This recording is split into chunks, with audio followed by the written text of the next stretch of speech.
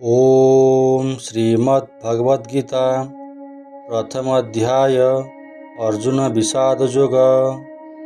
अस्माकं तु विशिष्टा जेतान्निबोध द्विजोत्तम नायका मम सन्न्यस्य संज्ञार्थं तान् ब्रवीमते। हे ब्राह्मण श्रेष्ठ, आम पक्षरे थिबा विशिष्ट योद्धा जेउमाने युद्ध क्षेत्र रे नेतृत्व नेबारे प्रवीण सेमानंग विषय शुणन्तु। मु आपणଙ୍କୁ सेमानंग विषय कहूछि। कौरव सेना बाहिनीर मुख्य सेनाध्यक्ष द्रोणाचार्यଙ୍କୁ दुर्योधन द्विजोतम ब्राह्मणଙ୍କ ମଧ୍ୟରେ श्रेष्ठ भाव संबोधन करुछन्ति। से जानिशुणी एही शब्दटी प्रयोग करिछन्ति।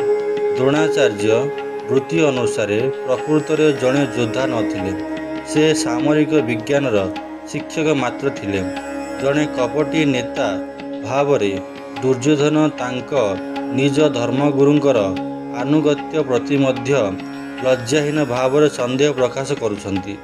दुर्योधनଙ୍କ कहिबार अभिप्राय थिला, यदि द्रोणाचार्य वीरत्वर सहित युद्ध न करती तेबे से दुर्योधनଙ୍କ राजभवन रे परसा जाउथिबा सुस्वाद खाद्य ही आग्रही थिबा जड़े ब्राह्मण मात्र अटंती। यह कहिबा परे दुर्योधन निजर एवं तांक गुरुंकर साहस बढ़ाइबा पई तांक निज पक्षरे थिबा वीर योद्धा मानक विषय वर्णना करुछन्ति।